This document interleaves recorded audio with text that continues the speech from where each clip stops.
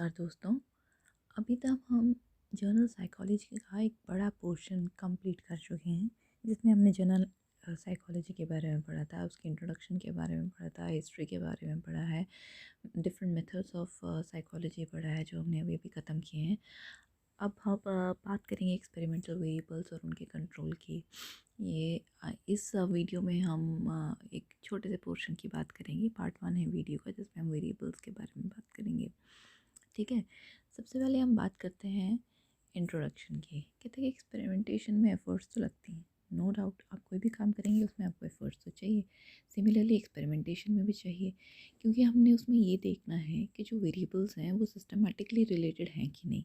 कैसे देखना है? बाय वेरिंग एक वेरिएबल को वेरी करके, और उसका ऑब्जर्व इफ़ेक्ट करना है कि दूसरे वेरिएबल पर उसका क्या इफ़ेक्ट रहेगा।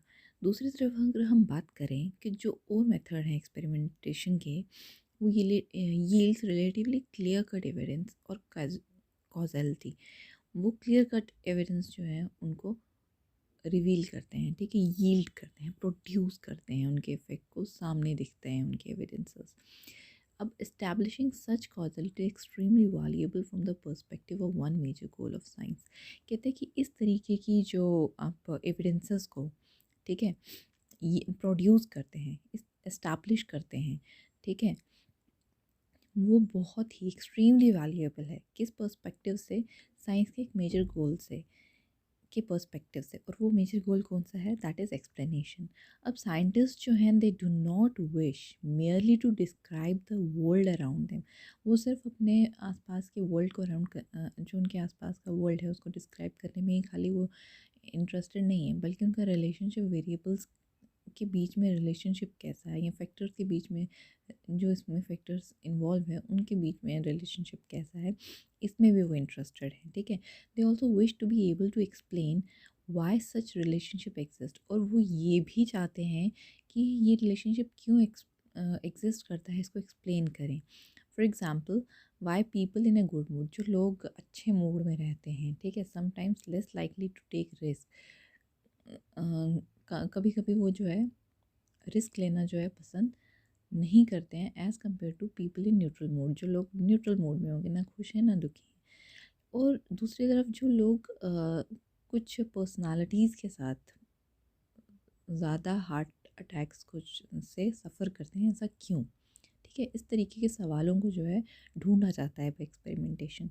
एक्सपेरिमेंटेशन जो है is a method of choice psychology में, क्योंकि it often yields information useful in answering such questions. क्योंकि इसकी वजह से हम उस इंफॉर्मेशन को निकाल पाते हैं जो इन सवालों के जवाब हमें देती है। अब एक्सपेरिमेंटल मेथड की सक्सेस के लिए दो कंडीशंस बहुत ज़रूरी हैं, they are very very essential. पहली कंडीशन जो है, द प्रेजेंस और strength of some variable believed to affected behavior is systematically altered। कि जो प्रेजेंस है या स्ट्रेंथ है एक वेरिएबल की, ऐसा माना जाता है कि वो बिहेवियर को सिस्टमेटिकली ऑल्टर करेगी, ठीक है, उसको इफ़ेक्ट करेगी। दूसरी तरफ जो इफ़ेक्ट है इस तरीके की ऑल्ट्रेशंस का, उसको जो है मेजर किया जाए। ठीक है, अब लॉजिक क्या है इसके पीछे? लॉजिक है कि ये जो स्टेप्स हैं, ठीक है, इन स्टेप्स के पीछे का जो लॉजिक है वो क्या है? If the factor varied does indeed influence behavior of cognitive processes, then individuals exposed to different levels or amounts, if that factor should differ in terms of their behavior। ठीक है, कहता है कि लॉजिक क्या है इस तरीके के स्टेप्स का, कि अगर फैक्टर जो है इन्वॉल्व है, जो इन्फ्लुएंस कर रहा है बिहेवियर कॉग्निटिव प्रोसेसेस को, बिहेवियर ऑफ कॉग्निटिव प्रोसेसेस को जो इन्फ्लुएंस कर रहा है, इफ़ेक्ट कर रहा है, तब क्या होगा? इंडिविजुअल्स जो हैं वो डिफरेंट लेवल्स और या अमाउंट्स ऑफ फैक्टर्स उसमें भी डिफ़र करेंगे अपने बिहेवियर में। ठीक है, इसलिए जो एक्सपोजर है to a small amount of variable, जो ये हम छोटे से वेरिएबल अमाउंट ऑफ वेरिएबल को हम जो एक्सपोजर देते हैं, should result in one level of behaviour. Behaviour के एक लेवल को जो है वो प्रोड्यूस करेगा, और एक्सपोजर देगा किसको? Large amount, should result in different level and so on. जो एक्सपोजर लार्ज अमाउंट को देगा, एक छोटा अमाउंट वेरिएबल का जो है छोटे लेवल, एक लेवल तक, फिर लार्ज अमाउंट जितना ज़्यादा हम देते जाएंगे उतना उतना जो है चेंज आता जाएगा, ठीक है। बिहेवियर में डिफरेंट डिफरेंट लेवल्स पे चेंज आएगा। और ये जो डिस्क्रिप्शन है, ठीक है, हमने इसको बहुत बार, हमने इस डिस्क्रिप्शन में हम बार बार एक शब्द पढ़ रहे हैं, दैट इज़ वेरिएबल। अब समझ लेते हैं कि वेरिएबल है क्या है। जो टर्म वेरिएबल है इसका मतलब है विच कैन बी चेंज्ड, ठीक है, विच कैन बी चेंज्ड और वेरिड, जिसको चेंज किया जा सके, जिसको जो वेरी होता है। अगर स्टेमुलस इज चेंज तो रिस्पॉन्स ऑल्सो चेंजेस, अगर स्टेमुलस चेंज होगा तो रिस्पॉन्स भी चेंज होगा। वेरिएबल किसी भी कंडीशन में, एक साइंटिफिक इन्वेस्टिगेशन की किसी भी कंडीशन में चेंज करेंगे क्वांटिटी और क्वालिटी दोनों में, ठीक है। आइए कुछ डेफिनेशंस देख लेते हैं, डेफिनेशंस की, सॉरी वेरिएबल की। एक वेरिएबल का मतलब है कि anything which we can observe in such a nature that each single observation can be classified into one or a number of mutually exclusive classes। ऐसी कोई भी चीज़ जो कि हम ऑब्जर्व कर सकें नेचर में, ठीक है, जिसमें हर सिंगल ऑब्जर्वेशन जो है वो क्लासीफाई होगी एक या किसी नंबर ऑफ म्यूचुअली एक्सक्लूसिव, या फिर हम उसे किसी एक नंबर में उसको क्लासीफाई करेंगे, या फिर हम उसको क्लास में या ग्रुप में क्लासीफाई करेंगे, ठीक है।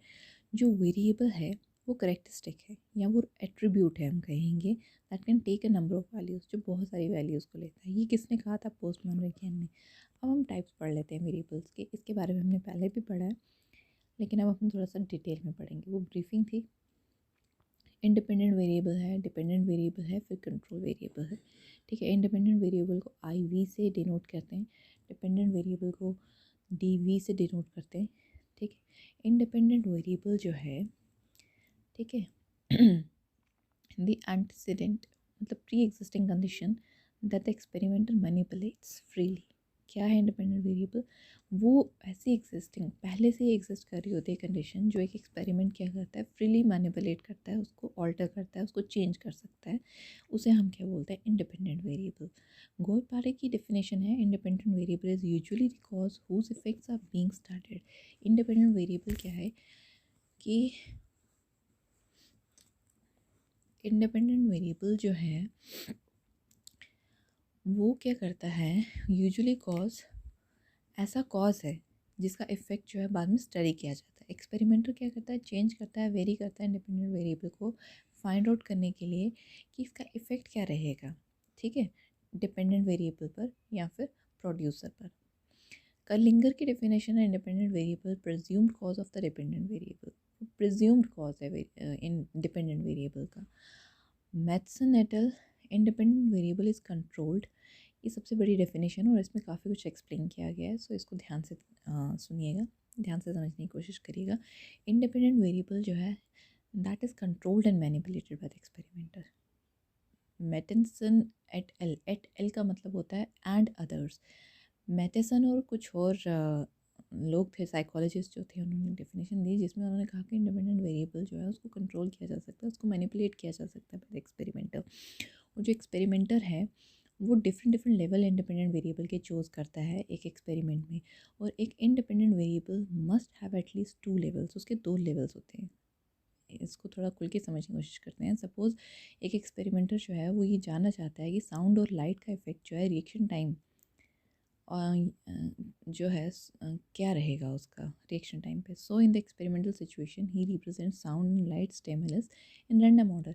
इसलिए वो एक्सपेरिमेंटल सिचुएशन में साउंड और लाइट के स्टिमुलस को रैंडम ऑर्डर में रिप्रोड्यूस करेगा, ठीक है, रिप्रेजेंट करेगा। साउंड और लाइट जो है दे आर द स्टिमुलस, वो स्टिमुलस हैं, और he sees the effect of these 2 stimuli, और वो क्या करने की कोशिश करेगा, इन दोनों स्टिमुलाई के इफेक्ट को समझने की कोशिश करेगा, पढ़ने की कोशिश करेगा, देखने की कोशिश करेगा। these are known as stimulus variables. ये जो हैं इस तरीके के जो वेरिएबल्स रहेंगे, आप उनको स्टिमुलस वेरिएबल्स कहेंगे, क्योंकि independent variable is indeed a stimulus, खुद में ही एक स्टिमुलस है, to which a response is sought, जिसमें कि एक रिस्पॉन्स जो है वो निकाला जाता है। स्टिमुलाई में डिफर इन मोडालिटी, स्टिमुलाई जो है अपने मोड्स पे, इनके जो मोड रहेंगे उसमें डिफ़र करेगा, ठीक है, कैसा मोड रहेगा, ऑडिटरी है, विजुअल है, ठीक है। और in every modality her mode में क्या रहेगा, स्टिमुलस वेरी करेगा, किस में इंटेंसिटी, ड्यूरेशन, फ्रीक्वेंसी, एरिया और किस हद तक का स्टिमुलस है उसमें ये वेरी करेगा। अब अंडरवुड ने क्लासिफाई किया स्टिमुलस वेरिएबल को कैसे, एनवायरनमेंट, उसने कहा कि एनवायरनमेंट वेरिएबल, स्टिमुलस वेरिएबल को एनवायरनमेंट वेरिएबल भी कहेंगे जिसमें सोशल सेटिंग्स आती हैं। फिर उसने इसको एज अ टास्क वेरिएबल कहा। टास्क वेरिएबल जैसे कि डिफ़िकल्ट है कि इजी टास्क है। इंस्ट्रक्शनल वेरिएबल्स में आ गया, such as whether different instructions provided as stimulus, instructions को प्रोवाइड किया जा रहा है as a stimulus to the subject different different responses को प्रोड्यूस करने के लिए। फिर सब्जेक्ट वेरिएबल भी कहा जाएगा इसको, जिसमें आएगी age, sex, religion, occupation etcetera etcetera of the subject. ये छोटा सा था। इस वीडियो में हमने बात की है इंडिपेंडेंट वेरिएबल की, ठीक है। नेक्स्ट वीडियो में हम बात करेंगे डिपेंडेंट वेरिएबल की और कंट्रोल वेरिएबल की, ठीक है। और उनकी भी बहुत सारी आगे टाइप्स हैं, उनको भी हम पढ़ेंगे। लेकिन दोस्तों प्लीज़ मेरी आपसे रिक्वेस्ट है, अगर आपको वीडियो पसंद आया है please give it a big thumbs up, subscribe करिए, शेयर करिए, ज़्यादा से ज़्यादा कमेंट करिए। आपके सजेशंस भी जो हैं वेलकम्ड हैं। Please, thanks for watching.